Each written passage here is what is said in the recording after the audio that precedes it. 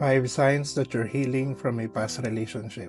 Number 1, you remember but it doesn't hurt the same way. Dati isang mention lang ng pangalan nila o kahit isang kanta, bumabalik lahat yung sakit.